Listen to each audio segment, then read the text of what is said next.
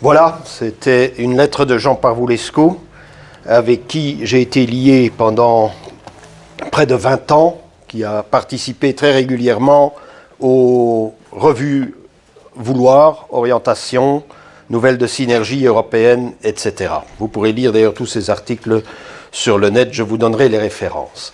Mais avant de commencer cette conférence de ce soir, qui sera plus géopolitique, plus terre à terre, moins spiritualiste, mais il faut bien des oratores et puis des bellatores, je voudrais signaler que cette conférence aurait peut-être été toute autre, c'était celle que j'avais prévu de faire à Marseille avec Laurent Jams, mais je l'aurais fait pendant toutes les vacances. J'ai potassé cet ouvrage absolument fondamental du professeur Christopher Beckwith de Princeton University, The Empires of the Silk Road, les empires de la route de la soie.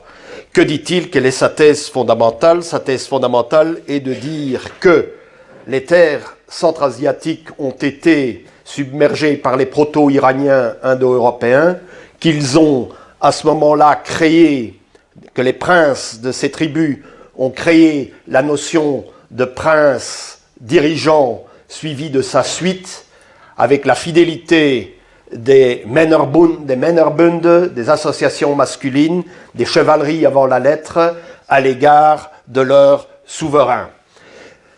Cette idée s'est transmise à tous les peuples de la grande masse eurasiatique, en Chine, en Perse, après avec l'islamisation et la photoate, cette notion est restée. Et sa thèse est que la modernité avec les idéologies moderne évidemment, surtout le communisme, a éradiqué la diversité, la très grande diversité de la masse continentale eurasiatique. C'est donc un livre fondamental et dans de prochaines rencontres eurasiatiques, je crois qu'il serait bon d'en faire le résumé, d'en tirer la substantifique moelle. Ensuite, il y a ceci, édité par Lavozelle, le principal ou un des principaux éditeurs de l'armée française, Chine, Iran, Russie, un nouvel empire mongol. C'est un ouvrage dirigé par Thomas Flichy de La Neuville qui montre que, effectivement, les môles d'impérialité chinois, iraniens et russes encadrent le centre de l'Eurasie, qui est regroupé autour du Kazakhstan, qui, lui, n'a pas une position anti-eurasiste. Ensuite, dernière chose que je voudrais, pour actualiser en quelque sorte mon exposé de ce soir, c'est que le Corriere della Sera de vendredi, d'hier, relate en long et en large un grand événement qui a eu lieu à Milan cette semaine-ci, c'est-à-dire la réunion des chefs d'entreprise, des présidents, de tous les pays européens et asiatiques pour contourner précisément la mainmise américaine sur l'Europe et sur l'Asie. Je ne parle pas de l'Eurasie. La Russie n'a pas été invitée pour ne pas froisser Obama, mais on apprend dans ce journal italien que les Américains sont très mécontents de cette rencontre au sommet de tous les dirigeants de l'Europe et de tous les dirigeants de l'Asie qui ont décidé de politique commune, et derrière cela se profile évidemment l'élimination du roi dollar. Puisque ça, c'est l'enjeu principal de toutes ces rencontres internationales à l'heure actuelle et du BRICS, bien entendu. Donc, vous voyez, nous sommes dans la plus brûlante actualité. Mais mon exposé, proprement dit, va surtout donner les grandes bases géopolitiques et les grandes bases historiques de ce qu'a été l'Eurasie, mais l'Eurasie vue d'un point de vue européen. Vous avez entendu Alexandre Douguine tout à l'heure, qui a donné le point de vue eurasien, évidemment le plus facile à adopter puisqu'il est du point de vue russe et que la Russie forme le centre territorial de cet ensemble. Voyons maintenant ce point de vue eurasiste d'un point de vue purement européen de nos régions à partir de nos propres traditions d'impérialité. Donc le fait indo-européen, comme le dit Beckwith, mais aussi beaucoup d'autres chercheurs avant lui, le fait indo-européen concerne évidemment l'espace eurasien et ne se limite pas, contrairement à ce qui reste encore dans la plupart des mentalités dans la plupart des géographies projectuelles du discours des petits professeurs de géographie, c'est que le continent européen se limite au mont Oural. Vous savez, même De Gaulle disait « Nous allons construire l'Europe de l'Atlantique à l'Oural ». L'Oural n'est en aucun cas une barrière au milieu de l'Eurasie, une barrière entre l'Europe et l'Asie.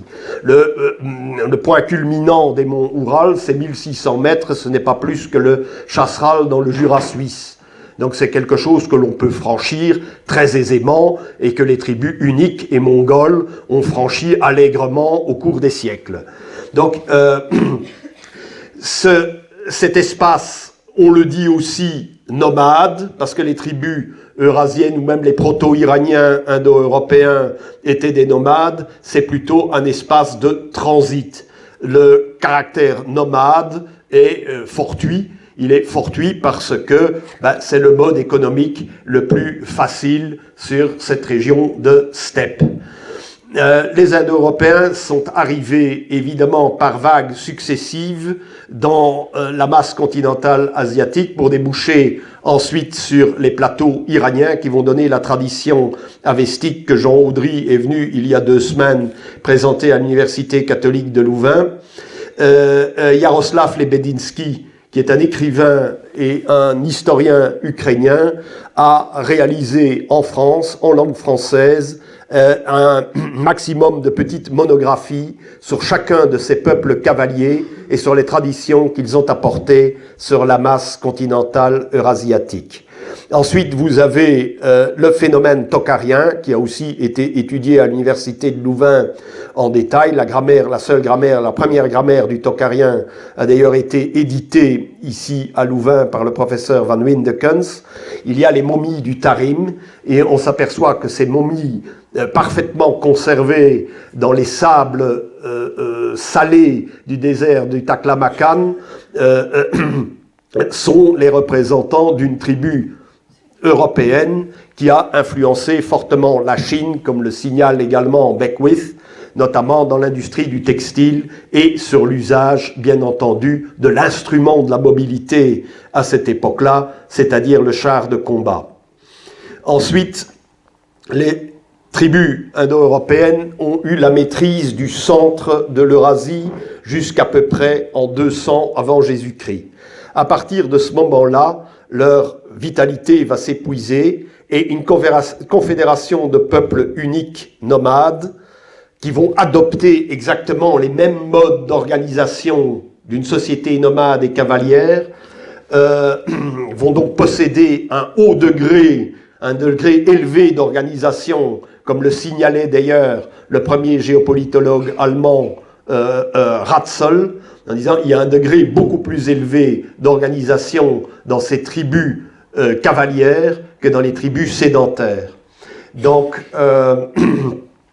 on le voit aussi dans l'histoire du proto-zoroastrisme, où ce sont effectivement des peuples cavaliers organisés par une élite armée d'arcs et de massues. C'est pour ça d'ailleurs que Julius Evola donne pour titre L'arc et la massue à l'un de ses ouvrages qui rassemble plusieurs articles, c'est d'ailleurs la discipline, la première discipline organisée, la première démarche impériale va se produire au sein de ces peuples par le zoroastrisme. Le reflux indo-européen va sonner évidemment l'heure des peuples uniques, des Huns, et les Huns vont se heurter à une autre création politique, à la fois indo-européenne et chinoise, c'est le barrage des empires, l'empire chinois et l'empire romain. L'empire chinois va tenir le coup face aux Huns qui vont se détourner et vont faire crouler, vont faire s'effondrer l'empire romain. Vous connaissez évidemment cette histoire d'Attila, fléau de Dieu, qui va être arrêté en Champagne dans les champs cataloniques. Mais donc la question qui doit se poser, puisque la seule forme d'impérialité possible et imaginable en Europe, c'est Rome. Donc qu'est-ce que Rome sur le plan non pas spirituel, mais ici sur le plan géographique et militaire? Rome, c'est la domination de la Mare Nostrum, de la Méditerranée, mais c'est aussi, et on l'oublie, nous, Européens, mais les stratégistes américains ne l'oublient certainement pas, c'est le Danube qui est séparé en deux, aux portes de fer, exactement sur la frontière entre la Serbie et la Roumanie. Et cette frontière entre la Serbie et la Roumanie est aussi la frontière linguistique au sein de l'Empire romain entre d'une part le latin, d'autre part le grec, et plus tard entre le catholicisme romain et l'orthodoxie de Byzance. Donc, l'Empire romain, ce sont les voies maritimes en Méditerranée, et l'Empire romain ne devient véritablement impérial avec César, non pas nécessairement dans une première étape par la conquête des Gaules, par la conquête du Rhône et du Rhin, mais aussi par la victoire. Le premier triomphe de César, c'est la victoire sur la piraterie, qui va faire de la Méditerranée une véritable mare nostrum pour Rome, et une véritable voie maritime utilisable pour créer justement un ensemble civilisationnel. Ensuite, les voies terrestres. Rome va doubler cette double voie maritime et fluviale sur le Danube. Ce sera fait après César par un système de voies terrestres, par un système de routes. L'Empire romain est aussi un empire de voies romaines. Donc, il y a les voies fluviales. Le Rhin, la rive ouest du Rhin, est tout de même la deuxième zone urbanisée de l'Empire romain après Rome. Ce sont des villes comme Trèves, Cologne, Bonn, Aix-la-Chapelle, Maastricht, Tongres, qui sont le deuxième pôle de puissance et de civilisation au sein de cet Empire romain. Donc après César, le Danube va être maîtrisé sur tout son cours, et les Pipinides et les Carolingiens vont tenter de restaurer cette voie maritime, mais comme il n'y a plus de système terrestre de voie romane, c'est la fluvialité qui sert la communication, parce que pour Beckwith, l'Eurasie, c'est un système de communication. Il est important de le souligner, parce que dit-on dans la propagande libérale? C'est que le système eurasien est figé, puisque seul le système libéral serait progressiste. Non, le système eurasien, tous les systèmes eurasiens qui ont animé l'Eurasie ont été des systèmes de mobilité, mais de mobilité terrestre.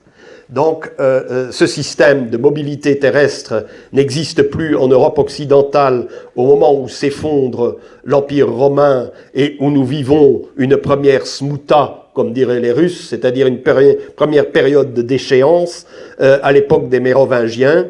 Et en 843, quand il y a le fameux traité de Verdun qu'on déclare irrationnel dans son découpage territorial, il n'est pas irrationnel du tout, puisque Charles le Chauve, roi de Francie occidentale, reçoit des bassins fluviaux. Il reçoit la Somme, il reçoit la Seine, il reçoit la Loire et il reçoit la Garonne.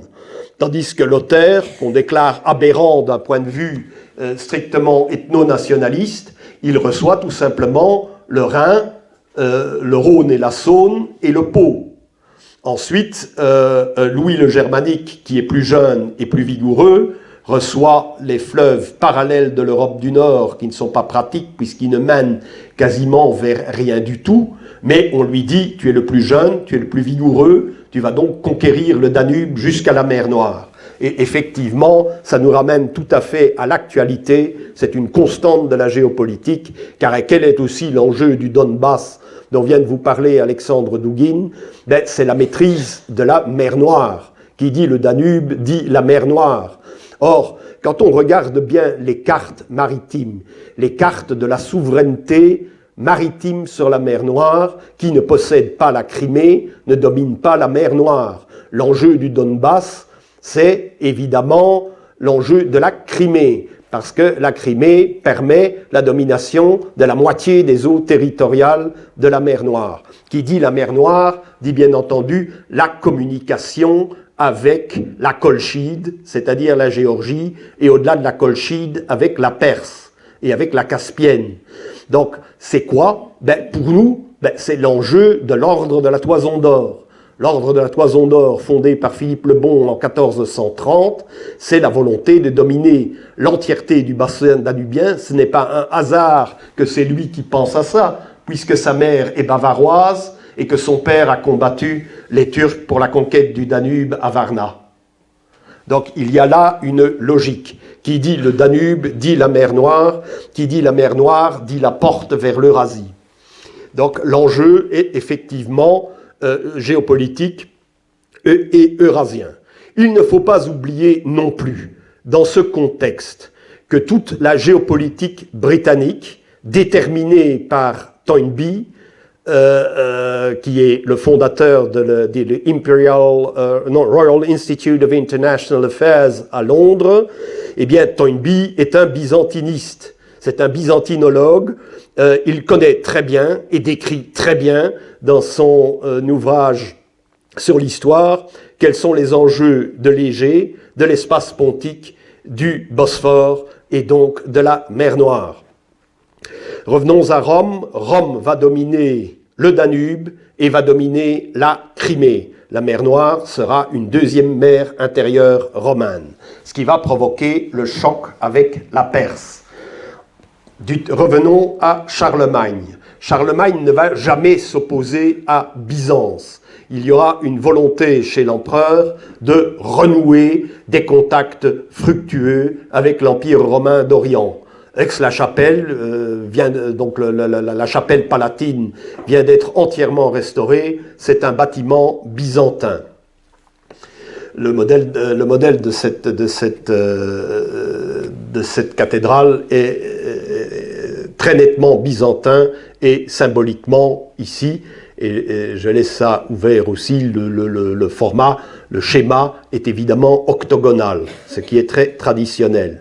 Autre indice que Charlemagne voulait renouer avec l'Empire romain d'Orient, c'est qu'il crée la Fossa Carolina exactement à l'endroit où les Allemands ont, au début des années 90, ont creusé le fameux canal qui devait réunir le Main au Danube et donc la mer du Nord à la mer Noire au début des années 90, ce qui a provoqué immédiatement, bien entendu, les troubles dans les Balkans où on a cherché, où certaines stratégies géopolitiques d'outre-Atlantique, c'est-à-dire des stratégies géopolitiques étrangères à notre espace, qui ont pour seul objectif de détruire les dynamiques qui existent au sein de notre espace. Donc, immédiatement après l'ouverture de ce canal qui permettait une circulation de la mer du Nord à la mer Noire, les événements de Yougoslavie ont éclaté, les ponts de Belgrade ont été bombardés et le trafic a immédiatement cessé entre la partie située à l'ouest des portes de fer et la partie située à l'est des portes de fer, ce qui explique le sous-développement chronique de la Roumanie et de la Bulgarie, qui ont néanmoins adhéré à l'OTAN et à l'Union européenne. Donc, l'Empire carolingien est la preuve que la maîtrise du Danube est l'objectif stratégique majeur en Europe. Au même moment, les Scandinaves, les Vikings, comme le prouve le site archéologique de Haithabu, le port scandinave de l'époque carolingienne, développent de leur côté un nouveau commerce eurasien en installant des comptoirs sur la Volga, à Bolgar, et en réanimant par le nord le commerce eurasiatique avec Bagdad, avec la Perse et probablement avec la Chine. C'est une première tentative de sortir de l'enclavement suite à l'effondrement de l'Empire romain. Donc la maîtrise du Danube signifie, et ça c'est un livre fondamental pour les stratégistes américains, par Edward Luttwak, qui est originaire de Bucarest en Roumanie, et pour Edward Luttwak, la maîtrise de la plaine pannonienne est effectivement l'objectif premier de la stratégie romaine, et c'est un objectif que l'OTAN doit reprendre à son compte, raison pour laquelle on a tout fait pour attirer la Hongrie dans l'Alliance Atlantique. Donc Rome a stationné un maximum de légions, non pas en Rhénanie, mais dans la trouée pannonienne, c'est-à-dire dans la plaine hongroise, qui est une ouverture qui permet éventuellement de débouler en Italie et de frapper l'Empire romain en son cœur. Donc les légions étaient stationnées à Budapest, où il y a encore, bien sûr, les thermes romains. On peut prendre à Budapest des bains chauds et jouer aux échecs dans une piscine avec une eau volcanique et chaude. Donc la présence romaine, par ces termes, est toujours présente, est toujours visible, palpable à Budapest. Donc nous avons aussi là l'alliance de la sédentarité romaine et de la mobilité cavalière, puisque les légions sont doublées de cavaliers, d'unités de cavalerie, qui sont composées de deux peuples sarmates ou indo-européens d'Orient, les Cosaques de l'époque, les Yazyges et les Roxolans, dont vous pourrez lire d'ailleurs chez Jaroslav Lebedinsky des monographies sur la présence de ces peuples et aussi de garnisons de Yazyges, de Roxolans et puis d'Alains et de Sarmates, non seulement en Rhénanie, en Grande-Bretagne, mais partout en Gaule. Donc l'objectif carolingien, donc l'Empire romain, est de ce fait, par la présence de cette cavalerie qui structure sa stratégie militaire, est un empire eurasien, dira Beckwith aussi. Il y a une dimension eurasienne par la cavalerie dans l'Empire romain. Donc l'objectif carolingien est un objectif romain, d'où il y a restauration impériale, puisque l'objectif romain, c'est de reconstituer le bassin du Danube au profit d'une impérialité européenne.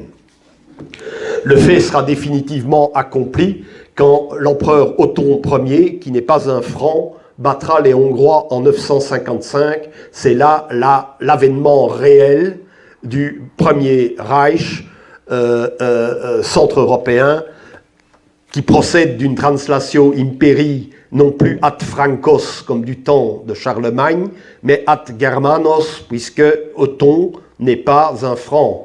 Il appartient à une autre tribu, vraisemblablement saxonne.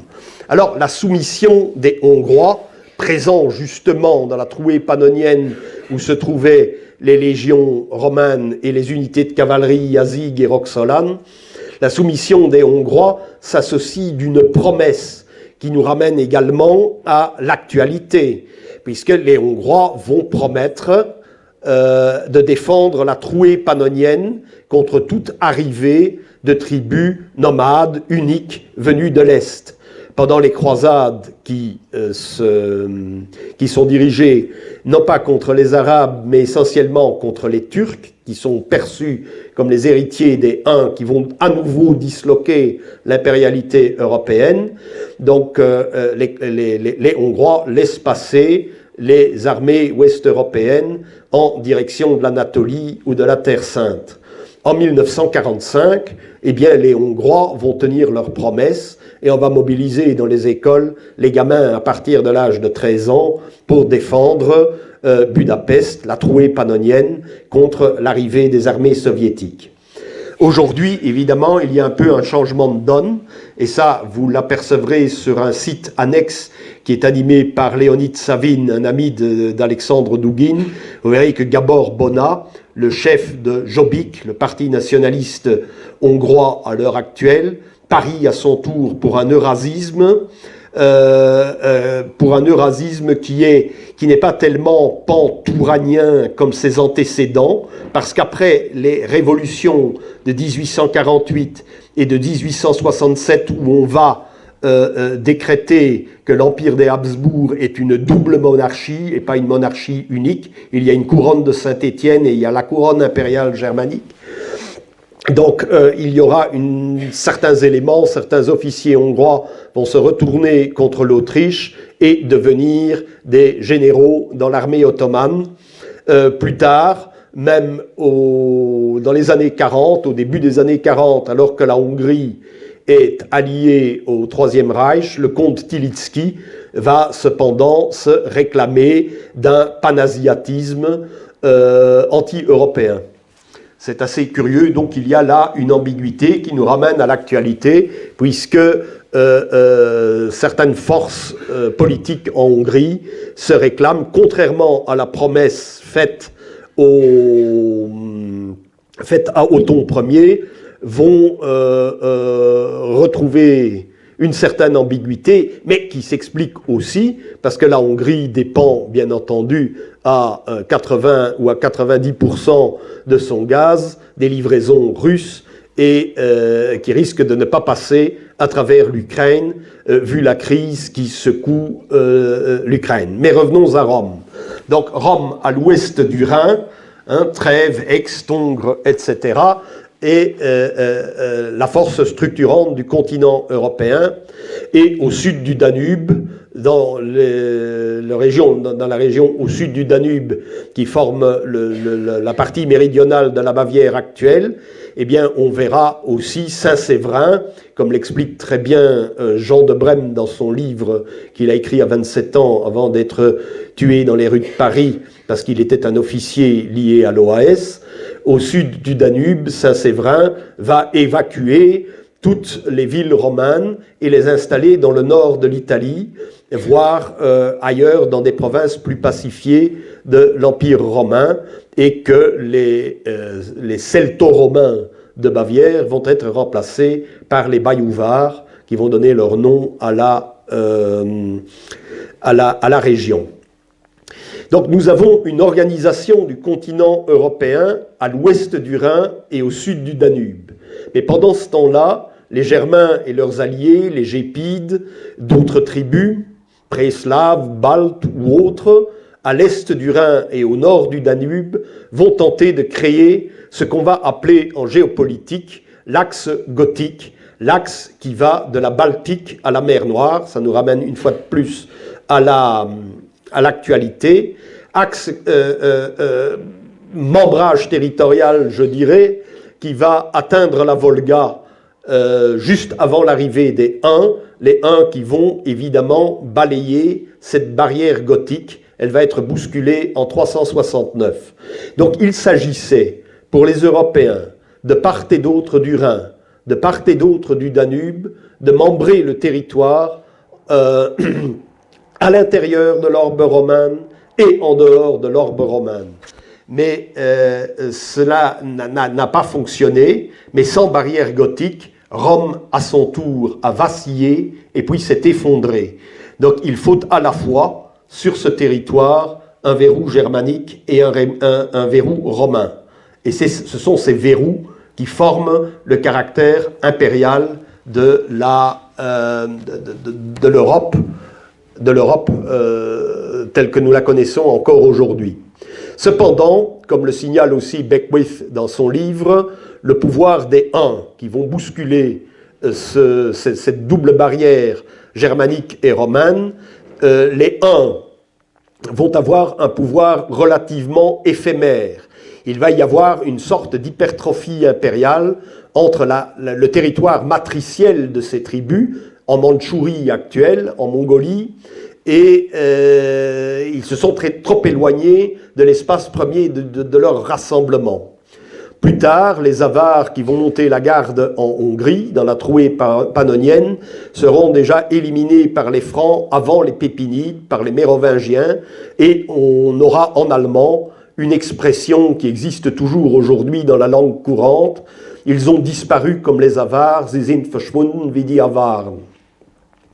Donc les Magyars, les Hongres ou les Hongrois, les Mongols et les Tatars vont poursuivre et vont continuer à occuper, par leur présence en Russie et en Ukraine, la partie orientale de ce fameux axe Baltique-Mer Noire, l'axe Baltique-Pontique, qui devait membrer le territoire européen. Donc même les Hongrois vont être battus après la bataille de Liegnitz, où les armées impériales et polonaises vont être balayées par les Mongols, l'armée hongroise aussi, mais le camp va mourir et les tribus mongoles vont retourner quelque part vers le centre de l'Asie pour élire un nouveau grand khan.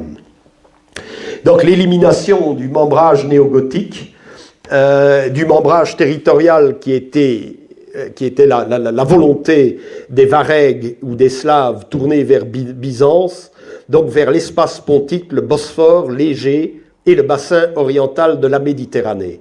Donc nous voyons ici également que tout est lié et ce n'est pas un hasard s'il y a des troubles qui sont organisés, comme l'a très bien dit Alexandre Dugin, par certains services spéciaux américains et notamment par le sénateur McCain, qu'il y a des troubles en Ukraine et en même temps en Syrie, bien entendu, et en Égypte, puisque la maîtrise de l'espace pontique, la maîtrise de la mer Noire implique bien entendu de faire barrage à toute puissance qui pourrait déboucher dans l'Égée par solidarité pan-orthodoxe entre Russes et Grecs et qui pourrait déboucher évidemment à Chypre, en Égypte et au Levant dans le bassin oriental de la Méditerranée. Donc, à partir du moment où l'Empire byzantin est en butte aux Turcs qui battent les armées de l'empereur romain d'Orient à Manzikert en 1071, l'Europe va être bloquée. Elle n'aura pas accès, et c'est une vexation pour toutes les civilisations de l'époque, elle n'aura pas accès aux routes, aux voies eurasiennes en direction de l'Orient, de l'Inde ou de la Chine. C'est une immense frustration qu'il n'y ait pas cette espèce d'unité asiatique, explique Beckwith. Il y a un statu quo et les Européens, qui ne sont pas des gens qui sont repliés sur eux-mêmes, contrairement à ce qu'une certaine historiographie veut nous faire croire, ils ont l'impression de faire du surplace, d'être enclavés. Et évidemment, le professeur Salmon parle du grand enclavement et des tentatives de désenclavement, l'histoire européenne à partir des croisades jusqu'aux grandes découvertes, et la volonté de se désenclaver, mais non pas de se désenclaver vers l'Amérique dont on ignore l'existence, sauf peut-être les pêcheurs de morues de Normandie, des îles britanniques, de Scandinavie et de Bretagne, mais ils gardent jalousement le secret. On veut se désenclaver en direction de l'Inde et de la Chine, bien entendu. Alors, ces tentatives de désenclavement, cela va être bien sûr les croisades, qui seront autant d'échecs, qui ne se font pas en fait contre les Arabes, mais contre les Turcs, puisqu'ils débouchent d'Asie centrale, et c'est eux qui imposent le blocage ou tentent de contrôler les caravanes, surtout à partir de 999, quand ils battent et satellisent une Perse islamisée, mais partiellement repersifiée, et à partir de 1071, quand ils gagnent la bataille de Manzikert, qui tient en échec l'Empire romain d'Orient. Et alors, contrairement, malgré le schisme qui date de 1054, on voit, et j'ai eu l'occasion de visiter une très grande exposition sur les croisades dans les caves de la cathédrale de Mayence en 2004, il y a eu une exposition absolument formidable où était projeté sur le mur le véritable discours du pape Urbain II, qu'on a interprété dans les milieux anticléricaux comme un discours assez agressif, xénophobe, etc. Non, Urbain II ne parle pas de religion, mais il parle de l'irruption de tribus étrangers à la Romagna. Or, la Romagna, c'est le nom que se donnent aussi les Byzantins. C'est la Romagna de l'Est, comme l'Europe de l'Ouest est la Romagna de l'Ouest. Donc, il n'y aura pas que les croisades qui sont autant d'échecs. Les entreprises commerciales italiennes de Gênes et de Venise, elles, connaîtront le succès, du moins jusqu'au XVe siècle. Et ces entreprises commerciales italiennes qui vont permettre, par la plus-value qu'elles créent, de donner à la civilisation ouest-européenne le lustre médiéval qu'elle a connu, implique une présence en Crimée, la Crimée qui est l'aboutissement pour les Génois et pour les Vinenciens, mais essentiellement pour les Génois, des routes de la soie, et commerce qui se faisait avec l'accord des Tatars présents dans l'Ukraine actuelle. C'est ce qu'on a appelé la grande tolérance mongole, dont était témoin bien entendu Marco Polo, et je suis un petit peu surpris que le personnage de Marco Polo, personnage mythique quand même, qu'on n'en parle pas beaucoup dans les théories sur l'Eurasie, puisque lui voit qu'il existe un système ouvert et terrestre, tellurique et non pas maritime, qui domine l'ensemble du continent eurasiatique. Alors la Russie, dans tout ça, eh bien, elle est quand même sous la domination des Tatars et des Mongols, sauf les zones boisées au nord de la steppe ukrainienne. Pourquoi les zones boisées? Eh bien, tout simplement parce que il y a une vieille tactique russe avant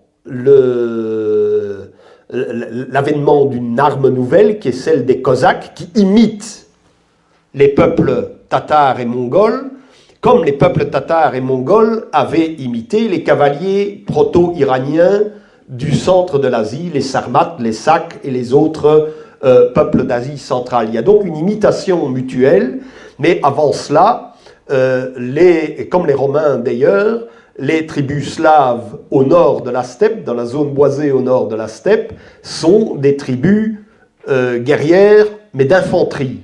Alors, l'infanterie, que fait-elle contre les cavaliers mongols? Ben, elle tend des cordes à hauteur du cou du cavalier, qui, s'il charge entre les arbres, est automatiquement décapité. Donc, cette tactique a été reprise très récemment en Europe occidentale, et on l'oublie très souvent. Dans le bocage normand, il y a finalement, au début du débarquement de Normandie, très peu de troupes allemandes. Ce sont des Géorgiens, des Arméniens, des gens issus du Turkestan et énormément d'Ukrainiens et de Galiciens, donc des Uniates, les gens qui soutiennent Kiev contre le Donbass. Mais ces gens, dans le bocage normand, tendent des câbles pour décapiter les soldats américains qui arrivent en jeep. Donc vous avez la Russie va, mais sous l'impulsion de commerçants anglais, va se créer sous l'impulsion de commerçants anglais qui disent, ben voilà, nous nous intéressons à une chose, c'est-à-dire à rétablir le commerce des Vikings avec les peuples de la Volga et avec les Tatars.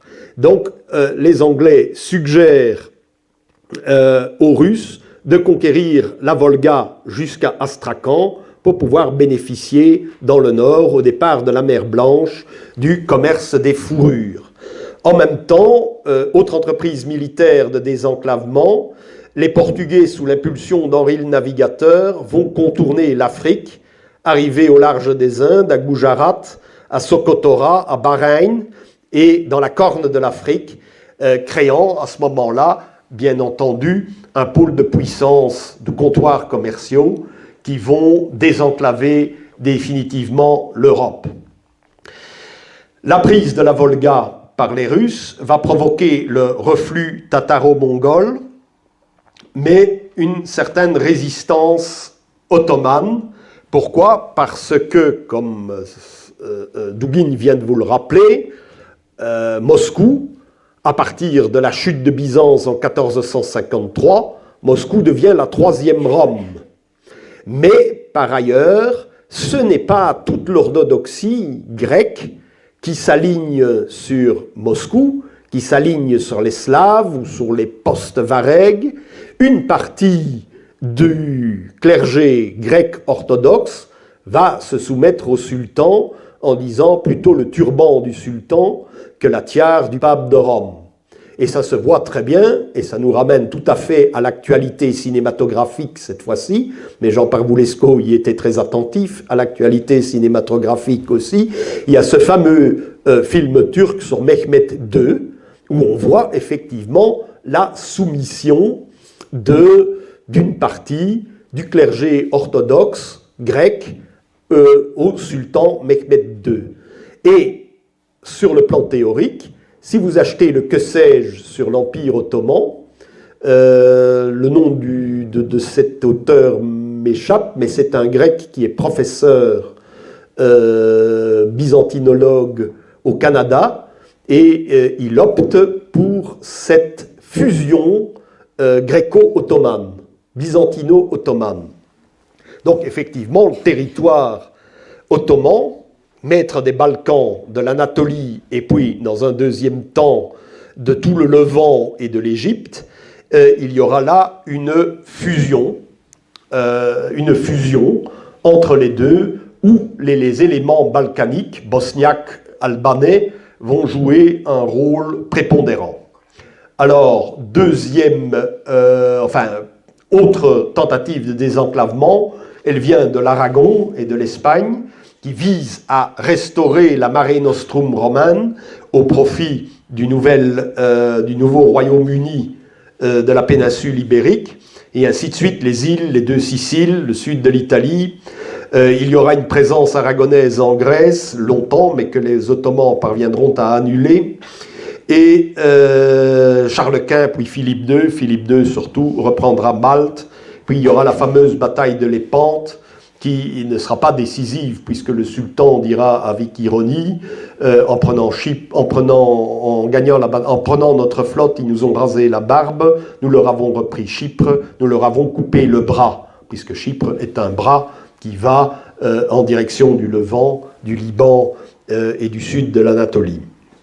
Donc, nous le voyons évidemment, ce théâtre méditerranéen, ce théâtre de la Méditerranée orientale, est un théâtre de conflits permanents, qui sont toujours actuels. Tous les conflits que nous voyons sous une forme ou sous une autre ont existé au cours de l'histoire. Donc la permanence, comme la permanence d'ailleurs, du conflit franco-allemand jusqu'à 1963, effectivement, quand De Gaulle rencontre Adenauer quelque part en Champagne, là où De Gaulle avait sa maison à Colombey-les-Deux-Églises, donc il y a là une sorte de restauration carolingienne, alors que la lutte avait duré depuis la fin du Moyen-Âge jusqu'à la Seconde Guerre mondiale pour la maîtrise de la Lotharingie, c'est-à-dire des bassins fluviaux de l'Europe occidentale.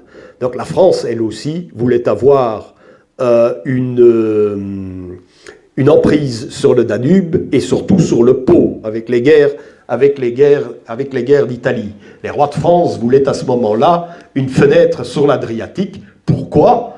Pour avoir un accès à la Méditerranée occidentale et avoir une présence au Levant au même titre, mais sous un aspect plus militaire et plus politique que les villes commerçantes italiennes. Donc là, ça nous ramène tout de même à un concept qui a été forgé par Zbigniew Brzezinski, le grand stratégiste américain, c'est le concept de la route de la soie.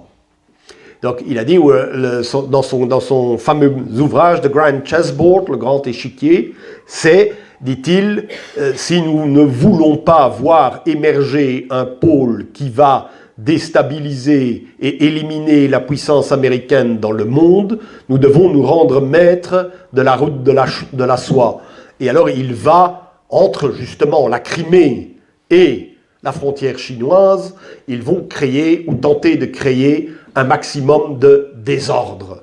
Et les désordres actuels sont toujours des désordres dictés par la stratégie de Brzezinski, alors que Brzezinski, en mars 2012, a dit « Cette stratégie que j'ai préconisée est un échec ». Et c'est un échec qui a été prévu par Jean Parvulescu dans un article des années 70, dans Combat, je crois.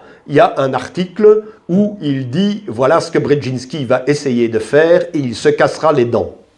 Donc ici, je crois qu'il est bon de le rappeler. Alors, la route de la soie, c'est évidemment un commerce, avant les croisades, un commerce florissant, qui est branché sur les ports du Levant et sur l'Égypte. Le commerce italien va le reprendre. Si les croisades sont un échec militaire, la politique commerciale des villes italiennes, elle va réussir et elle va garder sa présence dans les ports du Levant, au Liban et à Alexandrie. Et puis, elle va aussi, ce commerce italien va aussi s'installer en Crimée, malgré les Tatars qui étaient alliés de la Sublime Porte. Cela permet bien entendu aussi des liens commerciaux avec l'Inde et la Chine, avec l'Inde essentiellement pour les épices, parce que les Européens étaient prêts à mourir pour avoir un repas bien assaisonné. Donc les épices étaient vraiment une obsession pour la plupart des Européens. Je ne dis pas qu'on mangeait de manière insipide, car du temps de la nouvelle droite britannique avec Michael Walker, il nous amenait toujours près de Victoria Station dans un restaurant anglais traditionnel avec des plats du Moyen-Âge qui étaient tout de même relevés par de la ciboulette, par toutes les herbes qu'on peut trouver dans nos jardins, sauf la menthe, ça je vous expliquerai un autre jour d'où elle vient, dans la cuisine anglaise, ce qui nous fait horreur, mais enfin soit. Alors petit à petit, les Britanniques vont prendre le relais des Hollandais et des Portugais dans l'océan Indien, qui permet ce commerce avec l'Inde et avec la Chine, mais ils vont tenter d'en exclure tout le reste de l'Europe, et ici je résume au moins 3 ou 4 siècles d'histoire, dans la mesure où cela se termine en 1756, 1763 par le traité de Paris, où la France est plus ou moins évincée de l'Inde, où elle perd ses comptoirs suite à la guerre de 7 ans. On en gardera 2 ou 3, mais l'Inde deviendra à ce moment-là une colonie essentiellement britannique qui sera appelée à s'accroître jusqu'à la fin du 19e siècle. Et cette maîtrise des Indes va provoquer le conflit avec la Russie, qui est toujours le conflit que nous avons aujourd'hui en Ukraine, que nous avons eu en Afghanistan. C'est ce qu'on a appelé le grand jeu, the great game. La Russie va vouloir parachever l'œuvre d'Ivan le Terrible, qui avait pourtant été dictée par des marchands anglais qui voulaient s'approprier des facilités commerciales sur la Volga et à Astrakhan. Donc la Russie va vouloir parachever l'œuvre d'Ivan le Terrible et reconquérir l'espace au nord de la route de la soie, conquérir l'espace premier où se sont rassemblées les premières coalitions uno-mongoles. Donc ça va être ce que Alexandre Douguin disait dans ses premiers textes quand nous l'avons rencontré, Jean Parvulesco et moi, lors de ses premiers voyages à Paris au début des années 90, c'est l'idée de rassemblement des terres.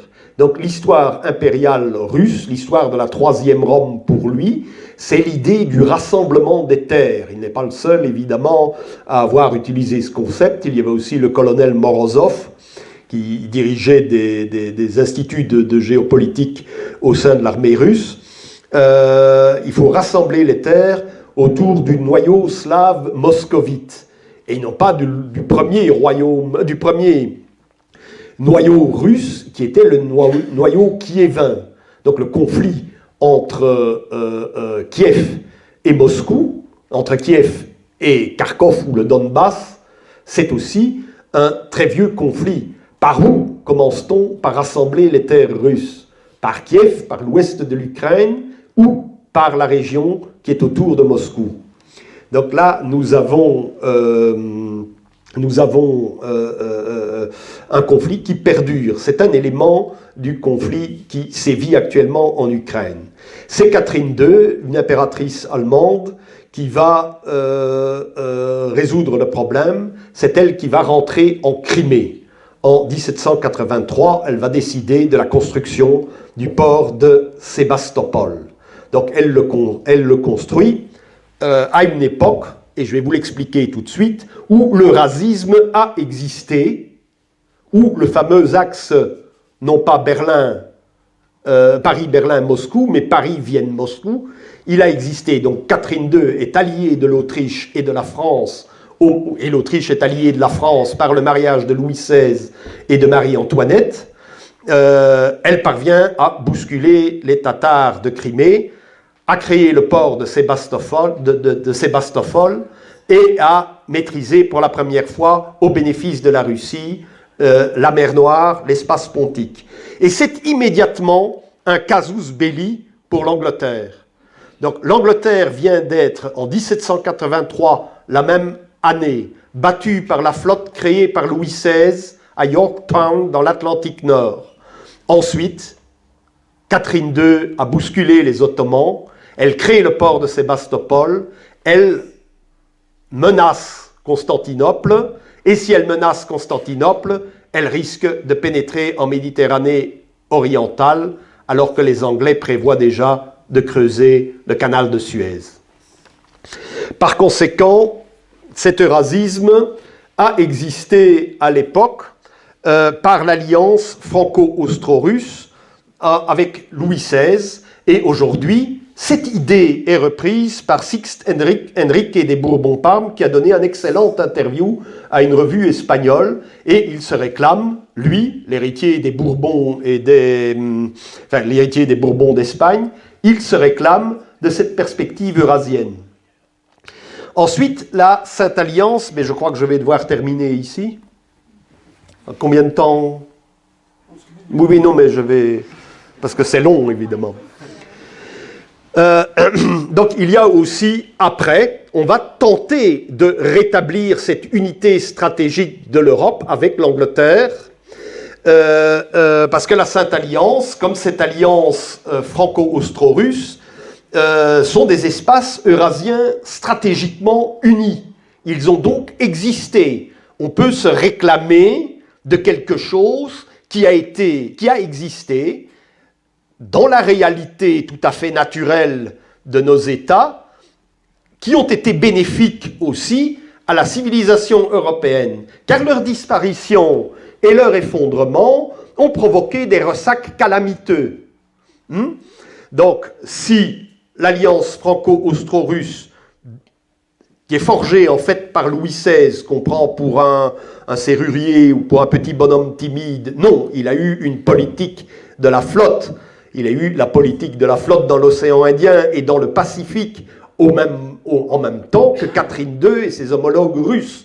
On commence enfin à parler de la volonté de dominer le Pacifique. Il y a toute une série de livres, curieusement anglo-saxons, sur les tentatives russes de prendre l'Alaska, ce qui fut fait, de prendre les Hawaï, les îles Hawaï qui ont été négligées, et de dominer l'espace, du moins le Pacifique Nord. Et les projets d'une alliance russo-espagnole en Californie. Donc il y a eu des espaces stratégiquement unifiés par la flotte, par l'exploration du Pacifique, mais ils ont été de courte durée. Louis XVI déploie, par son déploiement maritime, provoque l'ire des Anglais qui, plus que probablement, ont financé la Révolution française. Il y a un livre de l'historien Olivier Blanc, Les Hommes de Londres, qui montre que les subsides pour payer du gin à la populace de Paris a été déterminante dans l'affaire du 14 juillet. Ensuite, la Sainte Alliance. La Sainte Alliance, elle existe après l'effondrement de la tentative d'unification européenne par Napoléon. La Sainte Alliance provoque, en fait, ce qui détermine toujours la géopolitique internationale, c'est-à-dire elle provoque la proclamation de la doctrine de Monroe en 1822. Pourquoi? Parce que à ce moment-là, la Sainte Alliance envoie l'armée française en Espagne pour pacifier l'Espagne qui est en proie à une guerre civile entre constitutionnalistes et légitimistes. Mais en même temps, l'Espagne s'écroule et perd une à une ses colonies ibéro-américaines. En perdant ces colonies ibéro-américaines, on a le risque aux États-Unis de voir les Européens qui sont installés malgré tout au Canada, et les Canadiens britanniques et francophones ont quand même incendié Washington en 1812. Ils ont bombardé la Nouvelle-Orléans, ils ont tenté de prendre le Mississippi. Les Russes sont encore en Alaska et même en Californie, ils ne la quitteront qu'en 1842. Et alors, s'ils venaient à l'idée des puissances européennes d'envoyer des corps expéditionnaires pour mater les révolutionnaires mexicains, colombiens ou autres, qui se réclament quand même de la modernité et qui sont financés par les États-Unis. Donc la doctrine de Monroe, l'Amérique aux Américains, ça signifie qu'il faut chasser tous les Européens du Nouveau Monde. Alors, les craintes américaines, c'est bien sûr l'Amérique latine s'ils prenaient l'idée aux Européens et aux Russes de protéger l'Espagne, cette fameuse alliance projetée par le gouverneur russe de la Californie, du nord de la Californie, qui a voulu et qui a épousé la fille du gouverneur espagnol du sud de la Californie, d'ailleurs, s'il leur venait à l'idée, par exemple, d'établir une puissance sur la côte pacifique de l'Amérique du Nord. Bon, donc la Sainte Alliance a eu une durée plus courte encore. Donc l'Ouest franco-anglais, qui n'est pas le noyau centre-européen, qui restera fidèle à la Sainte Alliance par l'alliance des trois empereurs, va commencer une expansion coloniale qui va déstabiliser l'ensemble du continent européen parce que des guerres européennes peuvent survenir à cause de conflits nés en Afrique, en Inde, en Asie ou ailleurs. Donc les premières lézardes de la Sainte Alliance, ben, c'est l'indépendance belge, alors que la reine du Royaume-Uni des Pays-Bas était la sœur du tsar. Donc les tsars le tsar va prendre position en faveur du roi de Hollande, son beau-frère, mais derrière cela se profile évidemment une stratégie britannique. Pourquoi? Parce que la flotte hollandaise est une flotte qui compte. Il y a le textile flamand, mais aussi le textile de la Vesdre en Wallonie. Il y a le charbon et l'acier, c'est l'amorce de la deuxième révolution industrielle en Europe après la révolution industrielle anglaise. C'est surtout la présence en Insulinde du Royaume-Uni des Pays-Bas, à la charnière de l'océan Indien et du Pacifique. C'est la disparition de ce Royaume-Uni permettait d'affaiblir considérablement la présence hollandaise, la présence des Pays-Bas en Insulinde. C'était ça le but de la manœuvre. La Belgique existe parce qu'il fallait affaiblir les comptoirs néerlandais en Insulinde. Il y avait aussi un lézard, enfin un problème diplomatique, c'est-à-dire que sous prétexte que Napoléon occupait la Hollande, les Britanniques ont annexé l'Afrique du Sud et l'île Maurice. Mais dans l'espace, dans les 15 ans après Waterloo, il était toujours loisible de dire « oui, mais maintenant il faut nous rendre ces colonies ». Troisièmement, l'Allemagne n'est pas encore unifiée et le Royaume-Uni des Pays-Bas aurait pu attirer tout le Hanovre et toute la région de Hambourg. Donc il y avait un danger réel de voir la prépondérance britannique, la prépondérance industrielle britannique, être contestée par ce royaume. Ensuite, ce qui va complètement détruire la Sainte Alliance, c'est la fameuse guerre de Crimée, qui va donner en Russie, alors que cela n'existait pas avant, qui va donner toute l'idéologie anti-occidentaliste. Donc toute l'idéologie occidentaliste vient du fait que Français, Anglais et Piémontais vont soutenir les Ottomans en mer Noire contre la Russie, qui est, elle, membre de la Sainte Alliance. Donc la Russie vous perçoit cela comme une trahison de la Sainte Alliance et voit dans le libéralisme aussi bien l'idéologie narodniki que Dostoïevski qui va expliciter ça dans son journal d'un écrivain, et même Tolstoï qui a été officier russe pendant la guerre de Crimée. Il va parler de cette trahison fondamentale et cette méfiance à l'égard de l'Occident. Vous avez entendu Douguin, le protestantisme, le libéralisme, etc., vient de cette guerre de Crimée. Et je crois que je vais m'arrêter ici, parce que bon, sinon je ne vais pas prendre le temps de Constantin. Merci. Bravo.